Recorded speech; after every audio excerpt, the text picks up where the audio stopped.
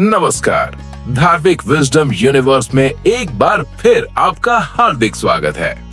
दोस्तों, आज का एपिसोड बहुत खास है। आज हम बात करेंगे उस देवी की जिनके बिना ब्रह्मांड अधूरा है, जिनके बिना स्वयं भगवान विष्णु भी अपूर्ण है, जिनका नाम सुनते ही घर में शांति आती है, मन में आशा जागती है और जीवन में समृद्धि का द्वार खुलता है। जी हाँ, हम बात कर रहे हैं माँ लक्ष्मी की और उनके 8 दिव्य रूपों की, अष्टलक्ष्मी। पर रुकिए, ये कोई साधारण कथा नहीं है। आज हम बताएंगे कि माँ लक्ष्मी का सबसे प्राचीन उल्लेख कहाँ मिलता है, समुद्र मंथन में उनका प्रकट्य कैसे हुआ, दुर्वासा ऋषि के एक शाप ने कैसे पूरे ब्रह्मांड को हिला दिया, और सबसे जरूरी, धन का असली अर्थ क्या है। क्योंकि दोस्तों, अगर आप सोचते हो कि लक्ष्मी का मतलब सिर्फ पैसा है, तो आज आपकी सोच बदल जाएगी। तो सब्सक्राइब कीजिए, बेल आइकन दबाइए, लाइक कीजिए और सबसे जरूरी शेयर कीजिए, क्योंकि ये ज्ञान जितना फैलेगा माँ लक्ष्मी उतनी प्रसन्न होंगी। और कमेंट में बताइए आपके जीवन में किस लक्ष्मी की सबसे ज्यादा जरूरत है। चलिए शुरू करते हैं। भाग 1, लक्ष्मी, नाम का अर्थ और सबसे प्राचीन उल्लेख। लक्ष्मी कौन है? दोस्तों, इससे पहले कि हम अष्टलक्ष्मी की बात करें, पहले ये समझना जरूरी है लक्ष्मी शब्द का अर्थ क्या है और ये देवी कितनी प्राचीन है। लक्ष्मी शब्द संस्कृत की धातु लक्ष्य से बना है, जिसका अर्थ है जानना, समझना, लक्ष्य, उद्देश्य। जरा सोचिए, लक्ष्मी का अर्थ सिर्फ धन नहीं है। लक्ष्मी का अर्थ है लक्ष्य को जानना, उद्देश्य को समझना और उस उद्देश्य तक पहुंचने के लिए जो भी साधन चाहिए वो सब प्रदान करना। अब ये बहुत गहरी बात है। हमारे पूर्वजों ने धन की देवी को ऐसा नाम दिया जिसका अर्थ है लक्ष्य, क्योंकि वो जानते थे बिना लक्ष्य के धन व्यर्थ है और सही लक्ष्य हो तो धन स्वयं आता है। ऋग्वेद में लक्ष्मी, श्री सूक्त। अब आइए सबसे प्राचीन सूत्र पर। ऋग्वेद के हील सूक्तों में, जो ऋग्वेद के परिशिष्ट है, एक अद्भुत सूक्त है जिसे श्री सूक्त कहते हैं। ये सनातन धर्म का सबसे प्राचीन लक्ष्मी स्तोत्र है, बुद्ध काल से भी पहले का। श्री सूक्त का पहला श्लोक सुनिए और जरा ध्यान से सुनिए, क्योंकि ये शब्द हजारों साल पुराने हैं, पर इनकी ऊर्जा आज भी वैसी ही है। हिरण्य वर्णाम हरिणीम सुवर्ण रजित सजाम चंद्राम हिरणमयीम लक्ष्मीम जात वेदो मां आवहे। अर्थ, हे अग्निदेव जातव वेद, मेरे लिए उन लक्ष्मी को आमंत्रित कीजिए जो स्वर्ण वर्ण वाली हैं, सुंदर हैं, सोने और चांदी की मालाओं से सुसज्जित हैं, चंद्रमा के समान दीप्तिमान है और स्वर्णमयी है। क्या अद्भुत वर्णन है। हिरण्य वर्णाम, स्वर्ण जैसी आभा वाली, चंद्राम, चंद्रमा जैसी शीतल, सुवर्ण रजत सजाम, सोने और चांदी के आभूषणों से सुसज्जित। पर यहाँ एक बहुत सुंदर सिंबलिज्म है। सोना सूर्य का प्रतीक है, तपस्या की अग्नि का। चांदी चंद्रमा का प्रतीक है, शुद्ध सत्व गुण का। तो लक्ष्मी वो है जो तपस्या और सात्विकता दोनों का संगम है। श्री सूक्त का दूसरा श्लोक और भी गहरा है। ताम आवह जात वेदो लक्ष्मीम अनम पगामिनीम यस्याम हिरण्यविंदेयम गाम अश्वम पुरुषानहम। हे अग्निदेव, मेरे लिए उन लक्ष्मी को लाइए जो अनम पगामिनी है, जो कभी चली नहीं जाती, जिनकी कृपा से मुझे सोना, गौ, अश्व और संतान प्राप्त हो। अनम पगामिनी, जो कभी जाती नहीं। अब ये बहुत मजेदार बात है, क्योंकि हम सब जानते हैं कि लक्ष्मी चंचला कहलाती हैं, इधर उधर जाती रहती हैं। तो ऋग्वेद में ऋषि प्रार्थना कर रहे हैं, हे माँ, ऐसी लक्ष्मी भेजो जो टिकी रहे। ये बताता है कि ये समस्या हजारों साल पुरानी है। लक्ष्मी आती है पर टिकती नहीं। और दोस्तों, ये चंचलता बिना कारण नहीं है। इसके पीछे एक बहुत बड़ी कथा है, दुर्वासा ऋषि के शाप की कथा। चलिए वो कथा सुनते हैं। भाग 2, समुद्र मंथन, लक्ष्मी का प्राकट्य। दुर्वासा का शाप जिसने पूरे ब्रह्मांड को हिला दिया। ये कथा विष्णु पुराण पुस्तक 1 अध्याय 9 और भागवत पुराण स्कंद 8 अध्याय 5, 7, 8 में विस्तार से आती है। महाभारत के आदि पर्व में भी उसका वर्णन है। सतयुग की बात है। देवराज इंद्र स्वर्ग के राजा, तीनों लोकों के अधिपति अपने दिव्य हाथी ऐरावत पर सवार होकर कहीं जा रहे थे। उनके चारों ओर देवता थे, अप्सराएं नृत्य कर रही थी, गंधर्व गा रहे थे। पूरा माहौल शाही था, जैसे कोई राजा अपने विजय जुलूस में हो। रास्ते में उन्हें मिले दुर्वासा ऋषि। अब दुर्वासा कौन है? दुर्वासा भगवान शिव के अंश माने जाते हैं और उनका स्वभाव कैसा? शिव जैसा ही। शांत है तो शांत, पर गुस्सा आया तो प्रलय। दुर्वासा के हाथ में एक दिव्य पुष्प माला थी, जो उन्हें एक विद्याधरी आकाशचारी अप्सरा से मिली थी। ये कोई साधारण माला नहीं थी, ये श्री लक्ष्मी का निवास स्थान थी। इसकी सुगंध पूरे वन में फैली हुई थी और मधुमक्खियां अमृत संग्रह के लिए इसके चारों ओर मंडरा रही थीं। दुर्वासा ने उन्मत्त अवस्था में, धार्मिक उन्माद में, जैसा कि विष्णु पुराण कहता है, वो माला इंद्र को दे दी। अब इंद्र ने क्या किया, ये सुनकर आपका माथा ठनकेगा। इंद्र ने माला ली और बिना कोई सम्मान दिखाए उसे अपने हाथी के माथे पर रख दिया। ऐरावत, जो पहले से ही मदमस्त था, उसने सूंड से माला उतारी और जमीन पर फेंक दी। अब जरा कल्पना कीजिए, एक ऋषि ने आपको दिव्य उपहार दिया जो स्वयं श्री लक्ष्मी का प्रतीक है, और आपने उसे हाथी के पैरों तले फेंकवा दिया। दुर्वासा का क्रोध भड़क उठा। विष्णु पुराण में उनके शब्द हैं, ऐश्वर्य के मद में चूर, हे वासव, तुम मूर्ख है। तूने उस माला का सम्मान नहीं किया जो श्री का निवास थी। अब तेरा तीनों लोकों पर राज्य नष्ट होगा। और दुर्वासा ने शाप दे दिया, देवता अपनी समस्त शक्ति, ऊर्जा और भाग्य खो देंगे। देवताओं का पतन और विष्णु की सलाह। शाप का प्रभाव तुरंत दिखा। माँ लक्ष्मी ने स्वर्ग छोड़ दिया और क्षीर सागर में चली गई। और जैसे ही लक्ष्मी गई, देवताओं की शक्ति क्षीण हो गई। ये ऐसे समझिए जैसे किसी कंपनी से सारा पैसा निकल जाए, सारे निवेशक भाग जाए, सारे कर्मचारी हड़ताल पर चले जाए। बस ऐसा ही हुआ देवताओं के साथ। महाबली के नेतृत्व में असुरों ने देवताओं को हरा दिया। देवता स्वर्ग से भागे, इधर उधर भटकने लगे। कोई ताकत नहीं, कोई वैभव नहीं, कोई आशा नहीं। तब सभी देवता विष्णु के पास गए। विष्णु ने उन्हें सलाह दी, तुम्हें समुद्र मंथन करना होगा, क्षीर सागर का मंथन, जिससे अमृत निकलेगा। अमृत पीने से तुम अमर हो जाओगे और अपनी शक्ति वापस पालोगे। पर एक समस्या थी, समुद्र मंथन इतना विशाल कार्य था कि अकेले देवता नहीं कर सकते थे।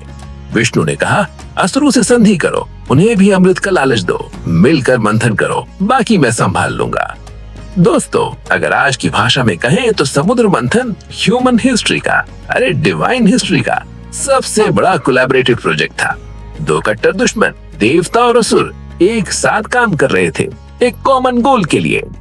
मंदराचल पर्वत को मथानी, चर्निंग रोड बनाया गया। वासुकी नाग को रस्सी बनाया गया। देवताओं ने पूंछ पकड़ी और असुरों ने मुख। और जब मंथन शुरू हुआ तो पर्वत डूबने लगा। तब भगवान विष्णु ने कर्म अवतार लिया और अपने पीठ पर मंदराचल पर्वत को सहारा दिया। और फिर शुरू हुआ मंथन 1000 वर्षों तक। हलाहल वेश, शिव का महान त्याग। सबसे पहले निकला हलाहल वेश, इतना भयंकर कि पूरी सृष्टि को नष्ट कर सकता था। सब कांप उठे, देवता भी असुर भी। तब भगवान शिव आगे आए और उन्होंने वो संपूर्ण विष पी लिया। माता पार्वती ने उनका गला दबा दिया ताकि विष नीचे न जाए और शिव का कंठ नीला हो गया। तभी से वह नीलकंठ कहलाए। ये क्षण दोस्तों, ये सिर्फ एक कथा नहीं है, ये दर्शन है। हर बड़ी उपलब्धि से पहले विष निकलता है। कठिनाई, पीड़ा, दर्द, और कोई ना कोई उसे सहन करता है ताकि बाकी सबको अमृत मिल सके। हर परिवार में एक नीलकंठ होता है जो सबकी तकलीफें सहता है, चुपचाप, बिना कोई शिकायत के। माँ लक्ष्मी का प्राकट्य, वो क्षण जब ब्रह्मांड ठहर गया। मंथन से 14 रत्न निकले, कामधेनु, उज्जयी श्रवा, ऐरावत वृक्ष, वारुणी, चंद्रमा, कौस्तुभ मणि, धन्वंतरी, और फिर 8वें रत्न के रूप में एक पूर्ण खिले कमल पर विराजमान, दिव्य आभा से प्रकाशित, अनुपम सौंदर्य से युक्त प्रकट हुई माँ लक्ष्मी। भागवत पुराण कहता है कि जिस क्षण लक्ष्मी प्रकट हुई, संपूर्ण ब्रह्मांड में मंगल भावना व्याप्त हो गई। जो देवता अभी तक निराश थे, उनके चेहरे पर आशा लौट आई। जो असुर लालची थे, उनकी आंखों में और चमक आ गई। दोनों पक्ष, देवता और असुर, लक्ष्मी को पाना चाहते थे। लक्ष्मी का स्वयंवर, विष्णु का चुनाव, और फिर हुआ एक दिव्य स्वयंवर। माँ लक्ष्मी ने सबको देखा, देवताओं को, असुरों को, ऋषियों को। असुर लालची से भरे थे, हमें चुनो, हम शक्तिशाली हैं। देवता आशा से भरे थे, हमें चुनो, हम धर्म के पक्ष में हैं। पर लक्ष्मी ने सबको पार करते हुए एक वरमाला लेकर सीधे भगवान विष्णु के पास गई और उनके गले में माला डाल दी। क्यों? क्योंकि विष्णु धर्म के संरक्षक है। लक्ष्मी वही निवास करती है जहाँ धर्म है, जहाँ अधर्म है वहां से लक्ष्मी चली जाती है। ये इतना सरल सिद्धांत है, पर इसे समझने में लोगों को जन्म लग जाते हैं। दार्शनिक सत्य, लक्ष्मी ने विष्णु को इसलिए नहीं चुना कि वो सबसे सुंदर थे या सबसे शक्तिशाली। उन्होंने इसलिए चुना क्योंकि विष्णु ही एकमात्र थे जिन्होंने लक्ष्मी से कुछ मांगा नहीं। उन्होंने बस अपना कर्तव्य किया, कूर्म अवतार लेकर सबकी सहायता की। ये सबक है, लक्ष्मी उसके पास आती है जो लालच नहीं करती बल्कि अपना कर्म करता है। संक्षेप में समझिए, समृद्धि का असली रहस्य क्या है। लक्ष्मी केवल धन नहीं है, वे जीवन की पूर्णता है। वे वहां नहीं टिकती जहां अहंकार, लालच और अधर्म हो। लक्ष्मी वहां स्थायी रूप से रहती हैं जहां कर्तव्य, धर्म और संतुलन हो। लक्ष्मी का अर्थ केवल पैसा नहीं बल्कि लक्ष्य भी है। यदि जीवन का लक्ष्य स्पष्ट नहीं तो धन भी शांति नहीं दे सकता। समुद्र मंथन हमें सिखाता है, अमृत पाने से पहले विष निकलता है और जो विष सह लेता है वही अंततः दिव्य फल पाता है। माँ लक्ष्मी ने विष्णु को इसलिए चुना क्योंकि उन्होंने लालच नहीं किया, केवल अपना धर्म निभाया। यही परम सत्य है। समृद्धि उसके पीछे नहीं जाती जो उसे पकड़ना चाहता है। समृद्धि स्वयं उसके पास आती है जो धर्म पूर्वक अपना कर्तव्य निभाता है। और इसी कारण अष्टलक्ष्मी केवल धन की देवी नहीं बल्कि जीवन को पूर्ण बनाने वाले 8 दिव्य गुणों का प्रतीक हैं। भाग 3, अष्टलक्ष्मी, 8 रूप, एक सत्य। प्रामाणिकता का महत्वपूर्ण नोट, ईमानदारी सबसे पहले। दोस्तों, यहाँ मैं एक बहुत जरूरी बात कहना चाहता हूँ और ये बात शायद आपको कोई और चैनल नहीं बताएगा। अष्टलक्ष्मी यानी लक्ष्मी के 8 विशिष्ट रूपों का वर्गीकरण आदि, धन, धान्य, गज, संतान, वीर या धैर्य, विजय और विद्या लक्ष्मी, ये सीधे वेदों या प्रमुख पुराणों से नहीं आता। ये वर्गीकरण मुख्यतः अष्टलक्ष्मी स्तोत्रम से आता है, जिसकी रचना 1970 के दशक में चेन्नई के श्री वैष्णव परंपरा के विद्वान श्री ऊ वे मुक्कुर श्रीनिवास वरदाचार्य स्वामी ने की थी। 1980 के दशक में ऑडियो कैसेट्स के माध्यम से ये स्तोत्र बेहद लोकप्रिय हुआ, विशेषकर दक्षिण भारत में। पर इसका ये मतलब बिल्कुल नहीं है कि अष्टलक्ष्मी की अवधारणा गलत है। देखिए, श्री सूक्त जो ऋग्वेद का है उसमें लक्ष्मी के विभिन्न गुणों का वर्णन मिलता है। धन देने वाली, अन्न देने वाली, संतान देने वाली, यश देने वाली। श्री सूक्त का एक और श्लोक देखिए, पुत्र पौत्र धनम धान्यम हस्त्यश्वादि गवे रथम प्रजानाम भवसी माता आयुष्मंतम करोतु माम। यानी पुत्र, पौत्र, धन, धान्य, हाथी, घोड़े, गाय, रथ, ये सब देवी से प्राप्त होते हैं। आप प्रजाओं की माता हैं, मुझे दीर्घायु प्रदान कीजिए। देखा, एक ही श्लोक में संतान, पुत्र, पौत्र, धन, धान्य, राजसी वैभव, हस्त्यश्व सब कुछ है। तो श्री सूक्त में लक्ष्मी के बहुआयामी रूपों का बीज पहले से मौजूद है। मुक्कुर स्वामी ने बस उसे व्यवस्थित रूप दिया।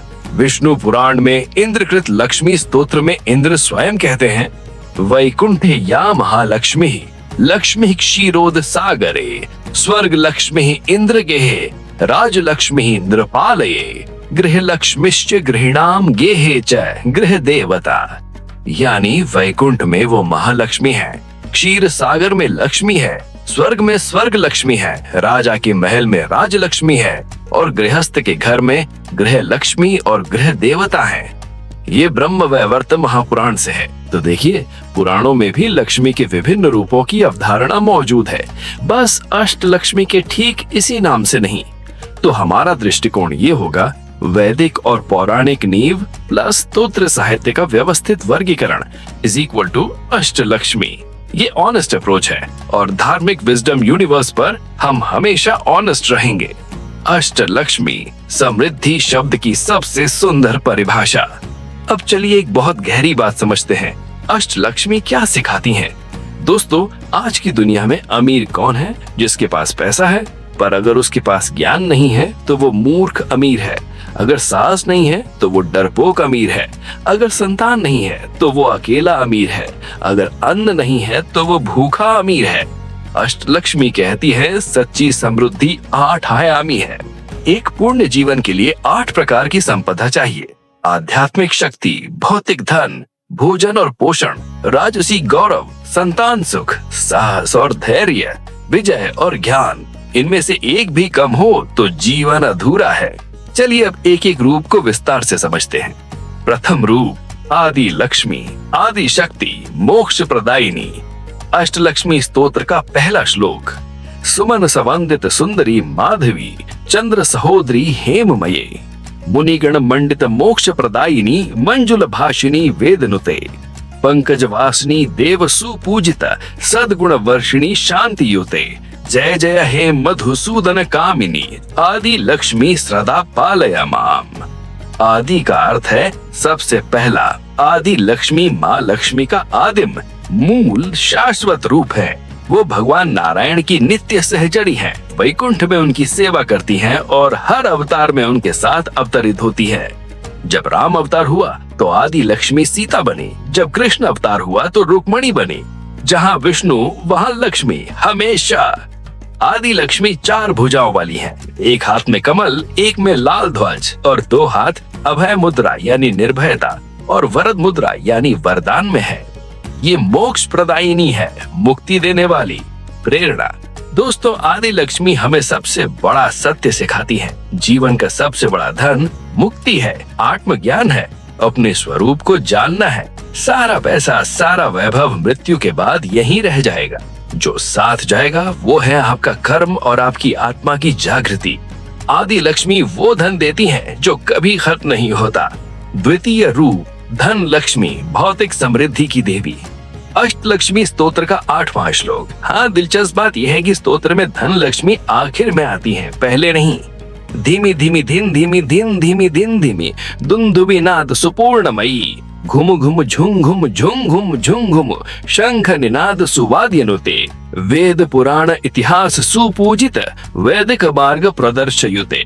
जय जय हे मधुसूदन कामिनी, धन लक्ष्मी रूपेण पालय माम। सुनिए श्लोक की ध्वनि। धीमी धीमी धिन धीमी धीम धीमी, घुम घुम झुम घुम झुम घुम। ये दुंदुभी, नगाड़े और शंख की ध्वनि है, जैसे कोई उत्सव का उत्सव हो। धन लक्ष्मी का आगमन ऐसे ही होता है, ढोल नगाड़ों के साथ, उत्सव के साथ। धन लक्ष्मी 6 भुजाओं वाली है। सुदर्शन चक्र, शंख, अमृत कलश, धनुष बाण, कमल और एक हाथ से सोने के सिक्के बरसाती हैं। पर यहाँ बहुत जरूरी बात, धन शब्द का अर्थ सिर्फ पैसा नहीं। धन का अर्थ है इच्छा शक्ति, संकल्प, दृढ़ता, साहस भी। और सबसे महत्वपूर्ण, ये श्लोक कहता है वैदिक मार्ग प्रदर्शयुते, वैदिक मार्ग दिखाने वाली। यानी धन लक्ष्मी वो धन देती है जो वैदिक मार्ग से, धर्म के मार्ग से अर्जित किया जाए। प्रेरणा। दोस्तों, ये बात गांठ बांधी ही है कि अष्टलक्ष्मी स्तोत्र में धन लक्ष्मी सबसे आखिर में आती है। पहले आत्मज्ञान, आदि, फिर अन्न धान्य, फिर धैर्य, फिर राजसी गौरव, फिर संतान, फिर विजय, फिर विद्या और सबसे अंत में पैसा। ये सीक्वेंस गलती से नहीं है। ये बता रहा है कि पैसा जीवन का अंतिम लक्ष्य होना चाहिए, पहला नहीं। पहले बाकी 7 संपदाएं हासिल करो, पैसा अपने आप आएगा। तृतीय रूप धान्य लक्ष्मी, अन्न और पोषण की देवी। अहे कलिकल्मष नाशिनी कामिनी, वैदिक रूपिणी वेदमयी, क्षीर समुद्र भव मंगल रूपिणी, मंत्र निवासिनी मंत्र नुते। धान्य का अर्थ है अनाज, फसल, भोजन और धान्य का एक और अर्थ है धन्य, ब्लेसेड, कृतज्ञ। धान्य लक्ष्मी 8 भुजाओं वाली हैं। हरे वस्त्र पहने, हाथों में धान की बालियां, गन्ना, केले, कमल, गदा और 2 हाथ अभय और वरद मुद्रा में। भारत जैसे कृषि प्रधान देश में जहां हजारों सालों से अन्नदाता किसान को सबसे ऊंचा दर्जा दिया गया है, धान्य लक्ष्मी का महत्व समझना कठिन नहीं है। श्री सूक्त में ही कहा गया है, गंध द्वाराम दुराधर्षाम नित्य पुष्टाम करीषिणीम, ईश्वरीम सर्वभूतानाम तामी हो पवभये श्रियम। जो गंध के द्वार वाली है, अजय है, सदा पुष्ट है, उर्वरक भूमि की स्वामिनी है। करीषिणीम यानी करीश गोबर जो उर्वरता का प्रतीक है और सभी प्राणियों की ईश्वरी है। उन श्री को मैं यहाँ आमंत्रित करता हूँ। करीषिणीम ये शब्द गोबर से जुड़ा है, जो प्राचीन भारत में कृषि उर्वरता का प्रतीक था। वेद कह रहे हैं लक्ष्मी खेतों में भी है, गोबर में भी है, मिट्टी में भी है। प्रेरणा, अगली बार जब आप हवा खाएं, एक पल रुककर सोचिए कितने लोगों ने मेहनत की है कि ये थाली आपके सामने आई। किसान ने बोया, प्रकृति ने पानी दिया, सूरज ने गर्मी दी, हवा ने हिलाया और तब कहीं जाकर एक रोटी बनी। ये रोटी, ये धान्य लक्ष्मी का प्रसाद है। जो इसका अपमान करता है, खाना फेंकता है, बर्बाद करना है, वो धान्य लक्ष्मी का अपमान करता है। चतुर्थ रूप गज लक्ष्मी, राजसी वैभव और गौरव की देवी। जय जय दुर्गति नाशिनी कामिनी, सर्व फलप्रद शास्त्रमयी, रथ गज तुरग पदादि समावृता, परिजन मंदिता लोक अनुते। गज का अर्थ है हाथी। गज लक्ष्मी वो रूप है जो समुद्र मंथन के दौरान प्रकट हुई थी। कमल पर विराजमान 2 हाथियों से स्वर्ण कलशों से अभिषेक की जा रही। ये 4 भुजाओं वाली हैं, लाल वस्त्र, 2 कमत और 2 हाथ अभय और वरद मुद्रा में है। गज लक्ष्मी की एक बहुत रोचक कथा है। जब दुर्वासा के शाप से इंद्र ने अपना राज्य और वैभव खो दिया है, तब गज लक्ष्मी की कृपा से ही इंद्र को अपना खोया हुआ पद और वैभव वापस मिला। प्रेरणा, दोस्तों गज लक्ष्मी सिखाती हैं सच्चा वैभव वो है जो गरिमा के साथ आए।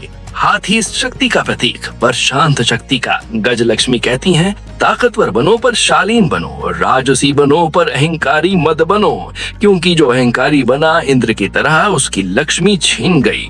पंचम रूप संतान लक्ष्मी, वंश परंपरा की देवी। अहे खगवाहिनी मोहिनी चक्रिणी, राज विवर्धिनी ज्ञानमयी, गुण गण वारधि लोक हितैषिणी, स्वर सप्त भूषित गान नुते। संतान लक्ष्मी संतान सुख की देवी हैं, अच्छी स्वस्थ गुणवान संतान प्रदान करने वाली। ध्यान दीजिए, स्तोत्र कहता है गुण गण वारधि, यानी गुणों का समुद्र। यानी संतान लक्ष्मी सिर्फ बच्चे नहीं देती, गुणवान बच्चे देती हैं। प्रेरणा, दोस्तों आज की दुनिया में लोग कहते हैं बच्चे क्यों पैदा करें, खर्चा बढ़ता है, पर हमारी संस्कृति कहती है संतान सबसे बड़ी संपदा है, क्योंकि आपका शरीर नश्वर है, आपका धन नश्वर है, पर आपकी संस्कृति, आपके संस्कार, आपकी शिक्षा, ये आपकी संतान के माध्यम से अमर होती है। संतान लक्ष्मी ये सिखाती हैं अगली पीढ़ी में निवेश करो, ये सबसे बड़ा निवेश है। षष्ठम रूप धैर्य लक्ष्मी, वीर लक्ष्मी, साहस और धैर्य की देवी। जय पर वर्णिनी वैष्णवी भार्गवी, मंत्र स्वरूपिणी मंत्रमयी, सुरगण पूजित शीघ्र फल प्रद ज्ञान विकासिनी शास्त्र नुते, बहुभय हारिणी पाप विमोचनी, साधु जनाश्रित पादयुते। जय जय हे मधुसूदन कामिनी, धैर्य लक्ष्मी सदा पालय माम। अब ये बहुत दिलचस्प है। कुछ परंपराओं में इसे वीर लक्ष्मी कहते हैं, शौर्य की देवी, और अष्ट लक्ष्मी स्तोत्र में इसे धैर्य लक्ष्मी कहा गया है। धैर्य की देवी, बहुभय हारिणी, संसार के भय को हरने वाली, पाप विमोचनी, पापों से मुक्त करने वाली। प्रेरणा, दोस्तों क्या आपने कभी सोचा साहस और धन में क्या संबंध है? बहुत गहरा संबंध है। बिना साहस के कोई व्यापार शुरू नहीं कर सकता, बिना धैर्य के कोई निवेश फल नहीं देता, बिना हिम्मत के कोई नई राह नहीं बनती। धैर्य लक्ष्मी वो धन देती हैं जो बैंक में नहीं रखा जा सकता, पर जिसके बिना बैंक में कुछ भी नहीं आता। भगवत गीता में भगवान कृष्ण ने कहा है क्लैबियम मास्मगम पार्थ नेतत्वयोपपलते। ये धैर्य लक्ष्मी का संदेश है, डरो मत, खड़े हो जाओ। सप्तम रूप विजयी लक्ष्मी, सफलता और विजय की देवी। जय कमलासन स्तद्गतिदायिनी ज्ञान विकासिनी गानमयी, अनुदिनम अर्चित कुमकुम धूसर भूषित वासित वाद्यनुते, कनक धरा सुतिज वैभव वंदित शंकर देश के मान्य पदे। जय जय हे मधुसूदन कामिनी, विजय लक्ष्मी सदा पालय नाम। विजय लक्ष्मी हर क्षेत्र में विजय प्रदान करती हैं, युद्ध में, व्यापार में, शिक्षा में, जीवन में। पर यहाँ ध्यान दीजिए, स्तोत्र कहता है सदगति दायिनी, सदगति देने वाली, यानी विजय लक्ष्मी सिर्फ जीत नहीं देती, सही जीत देती है, धर्म की जीत, सत्य की जीत। दोस्तों महाभारत में कौरव भी जीतना चाहते थे पर अधर्म से, पांडव भी जीतना चाहते थे पर धर्म से। अंत में विजय किसकी हुई? जहाँ धर्म है वही विजय है। विजय लक्ष्मी अधर्मी के पास कभी नहीं जाती। अष्टम रूप विद्या लक्ष्मी, ज्ञान और बुद्धि की देवी। प्रणद सुरेश्वरी भारती भार्गवी, शोक विनाशिनी रत्नमये, मणिमय भूषित कर्ण विभूषण शांति समादृत हास्य मुखे, नवनिधि दायिनी कलिमलहारिणी, कामित फलप्रद हस्तयुते। जय जय हे मधुसूदन कामिनी, विद्या लक्ष्मी सदा पालय माम। विद्या लक्ष्मी ज्ञान, विवेक और बुद्धि की देवी हैं। इस श्लोक में कुछ अद्भुत शब्द हैं, जैसे शांति समावृत हास्य मुखे, शांति से परिपूर्ण हंसते हुए मुख वाली। ये बहुत सुंदर इमेजरी है। विद्या लक्ष्मी मुस्कुरा रही हैं। क्यों? क्योंकि सच्चा ज्ञान शांति लाता है और शांति मुस्कुरान लाती है। जो व्यक्ति सच में ज्ञानी है वो तनाव में नहीं रहता, वो मुस्कुराता है क्योंकि उसे सत्य का बोध हो चुका है। और नवनिधि दायिनी, 9 निधियां देने वाली, कलिमल हारिणी, कलयुग के पापों को हरने वाली। दोस्तों, विद्या लक्ष्मी शायद अष्टलक्ष्मी का सबसे जरूरी रूप है, विशेषकर कलयुग में, क्योंकि ज्ञान वो एकमात्र धन है जो बांटने से बढ़ता है, चोरी नहीं हो सकता और जो एक बार मिल जाए कभी छिन नहीं सकता। चाणक्य ने कहा था, विद्या नाम नरस्य रूपम अधिकम प्रच्छन्न गुप्तम धनम। विद्या मनुष्य का सबसे सुंदर रूप है और छिपा हुआ अमूल्य धन है। पाठ 4, अष्टलक्ष्मी का दार्शनिक सार। 8 रूप, एक ब्रह्मांडीय सत्य। दोस्तों, अब जरा रुक कर सोचिए, इन 8 रूपों को एक साथ देखिए। आदि लक्ष्मी कहती है कि पहले अपनी आत्मा को जानो। धान्य लक्ष्मी कहती है शरीर का पोषण करो। धैर्य लक्ष्मी कहती है साहस रखो। गज लक्ष्मी कहती है गरिमा से जियो। संतान लक्ष्मी कहती है अगली पीढ़ी को संवारो। विजय लक्ष्मी कहती है धर्म से जीतो। विद्या लक्ष्मी कहती है सीखना कभी बंद मत करो। और अंत में धन लक्ष्मी कहती है अब तुम तैयार हो, धन तुम्हें संभाल सकता है। ये सीक्वेंस, ये क्रम, ये कोई संयोग नहीं है, ये जीवन का ब्लूप्रिंट है। श्री सूक्त का अंतिम संदेश। श्री सूक्त का एक और अद्भुत श्लोक, नो क्रोधो न च मात्सर्यम न लोभो न शुभामति भवन्ति कृत पुण्यानाम भक्तानम श्री सूक्तम जपेत सदा। जो पुण्य आत्मा भक्त श्री सूक्त का जप करते हैं उनमें न क्रोध रहता है, न ईर्ष्या, न लोभ, न अशुभ विचार। ये देखिए, लक्ष्मी की उपासना का फल पैसा नहीं बताया, फल बताया क्रोध, ईर्ष्या और लोभ का नाश, क्योंकि जब ये तीनों नष्ट हो जाएंगे तो लक्ष्मी स्वयं आएंगी। लोभ से लक्ष्मी भागती हैं, त्याग से लक्ष्मी आती हैं। लक्ष्मी और अलक्ष्मी, एक जरूरी बात। श्री सूक्त में एक और बहुत महत्वपूर्ण कॉन्सेप्ट है, अलक्ष्मी, लक्ष्मी की बहन। चंद्राम प्रभासाम यशसा ज्वलंतीम श्रियम लोके देवजुष्टामुदाराम ताम पद्मिनीनीम शरणमहं प्रपद्ये अलक्ष्मीर्मे नश्यताम त्वाम भृणे। मैं उन यशस्विनी उदार देवताओं द्वारा प्रिय श्री की शरण लेता हूँ। मेरी अलक्ष्मी नष्ट हो, मैं आपको चुनता हूँ। अलक्ष्मी दरिद्रता, अभाव, भूख, प्यास, दुर्भाग्य की प्रतीक। श्री सूक्त कहता है लक्ष्मी को बुलाने से पहले अलक्ष्मी को विदा करो। और अलक्ष्मी क्या है? आलस्य, अशुचिता, क्रोध, ईर्ष्या, कृतज्ञता, अव्यवस्था, ये सब अलक्ष्मी के रूप हैं। दोस्तों, अगर आप चाहते हैं कि आपके जीवन में लक्ष्मी आए तो पहले अपने जीवन से अलक्ष्मी को निकालिए। घर साफ रखिए, मन शुद्ध रखिए, वाणी मधुर रखिए और कर्म धार्मिक रखिए। संक्षिप्त पुनरावलोकन, अलक्ष्मी का रहस्य। दोस्तों, जहां लक्ष्मी समृद्धि, शुचिता, कृतज्ञता और सुव्यवस्था का प्रतीक है, वहीं अलक्ष्मी उनकी छाया स्वरूप मानी जाती हैं। अलक्ष्मी का अर्थ केवल गरीबी नहीं है। शास्त्रों के अनुसार जहां आलस्य, अशुद्धि, क्रोध, ईर्ष्या, कृतज्ञता और अव्यवस्था होती हैं, वहां अलक्ष्मी का वास होता है। लक्ष्मी क्या लाती है? समृद्धि, शुचिता, कृतज्ञता, सुव्यवस्था, शांति और मंगल। और अलक्ष्मी कहलाती हैं दरिद्रता, अभाव, दुर्भाग्य, आलस्य, कलह और असंतोष। ये केवल बाहरी धन का विषय नहीं है। यदि घर में पैसा हो लेकिन क्रोध, ईर्ष्या और अव्यवस्था हो तो शास्त्र कहते हैं कि वहां अलक्ष्मी का प्रभाव पड़ रहा है। और यदि साधारण जीवन हो लेकिन स्वच्छता, संतोष, कृतज्ञता और धर्म हो तो वहां मां लक्ष्मी स्थायी रूप से निवास करती हैं। यही कारण है कि सनातन परंपरा में कहा गया, लक्ष्मी केवल धन से नहीं आती, गुणों से आती हैं। इसलिए अगर जीवन में वास्तविक समृद्धि चाहिए तो केवल धन कमाने पर नहीं, अपने स्वभाव को पवित्र बनाने पर भी ध्यान देना होगा। क्योंकि जहां धर्म, शुचिता और कृतज्ञता है, वहीं लक्ष्मी है। और जहां अहंकार, आलस्य और अव्यवस्था है, वहां अलक्ष्मी प्रवेश करती हैं। भाग 5, समुद्र मंथन, आधुनिक जीवन के लिए सबक।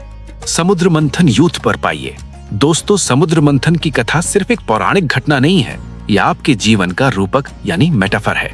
क्षीर सागर यानी दूध का समुद्र, आपका मन शुद्ध पर उसमें अमृत भी छिपा है और विष भी। मंदराचल पर्वत यानी आपकी एकाग्रता जिसके बिना मंथन संभव नहीं। वासुकी नाग आपकी इच्छा शक्ति जो खींचती है पर कभी कभी विष भी छोड़ती है। देवता और असुर आपके अच्छे और बुरे विचार दोनों मिलकर ही जीवन का मंथन करते हैं। हलाहल विष वो कठिनाइयां, दर्द, विफलताएं जो हर बड़ी उपलब्धि से पहले आती हैं। भगवान शिव वो आंतरिक शक्ति जो विष को सहन करती है, उसे गले में रोकती है पर नष्ट नहीं होती। अमृत वो सफलता, ज्ञान, आनंद जो मंथन के अंत में मिलता है। और माँ लक्ष्मी वो समृद्धि जो तब प्रकट होती है जब आप पूरी मेहनत, धैर्य और सहयोग के बाद अपना मंथन पूरा करते हैं। एक और सुंदर बात बताता चलो जो विष्णु पुराण और भागवत पुराण दोनों में है। माँ लक्ष्मी भगवान विष्णु की नित्य सहचरी हैं। जब विष्णु ने राम अवतार लिया, लक्ष्मी सीता बनी, कृष्ण अवतार में रुक्मणी बनी, वराह अवतार में भूदेवी बनी, नरसिंह अवतार में नरसिंही बनी। ये शाश्वत प्रेम है जो हर युग में हर अवतार में साथ रहता है। लक्ष्मी और नारायण का संबंध बताता है कि सच्ची समृद्धि सच्चे धर्म के साथ ही चलती है, अलग नहीं हो सकती।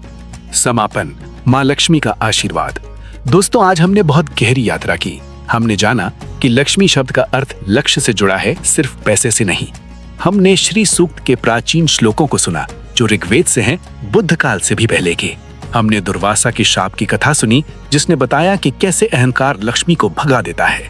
हमने समुद्र मंथन का दर्शन किया जो हमारे जीवन का रूपक है। हमने अष्ट लक्ष्मी के 8 रूपों को समझा और जाना कि सच्ची समृद्धि 8 आयामी है। और हमने ईमानदारी से बताया कि अष्टलक्ष्मी स्तोत्र एक अपेक्षाकृत आधुनिक रचना है 1970 के दशक की, पर उसकी नींव वैदिक और पौराणिक है। श्री सूक्त का अंतिम श्लोक सबसे सुंदर है। पद्म प्रिये पद्मिनी पद्मस्ते पद्मालये पद्मदलायाक्तक्षी विश्व प्रिय विष्णु मनोनुकूले पद्पाद पद्मम सन्निधित्वस्व। हे कमल प्रिया, कमल वाली, कमल हाथों वाली, कमल में निवास करने वाली, कमल जैसे विशाल नेत्र वाली, विश्व की प्रिया, विष्णु के मन को अनुकूल करने वाली, आपके चरण कमल मुझ में स्थापित हो। दोस्तों, ये प्रार्थना है मुझ में स्थापित हो, न कि मुझे दो। फर्क समझिए। ऋषि कह रहे हैं मुझे बदलो ताकि लक्ष्मी मुझ में निवास कर सके, न कि बिना बदले मुझे पैसा दो। ये है अष्टलक्ष्मी का सबसे गहरा सत्य। लक्ष्मी बाहर से नहीं आती, भीतर से प्रकट होती है। अपने आप को योग्य बनाओ, लक्ष्मी स्वयं आएंगी। अगर आपको ये एपिसोड पसंद आया तो लाइक कीजिए, सब्सक्राइब कीजिए, शेयर कीजिए अपने परिवार और दोस्तों के साथ। कमेंट में बताइए अष्टलक्ष्मी के 8 रूपों में आपको कौन सा रूप सबसे ज्यादा प्रेरित करता है। और अगले एपिसोड में हम एक और अद्भुत विषय लेकर आए हैं। तब तक के लिए ओम श्री महालक्ष्मी नमः। धर्म की जय हो, अधर्म का नाश हो। ओम शांति शांति ही शांति ही। धार्मिक विजडम यूनिवर्स।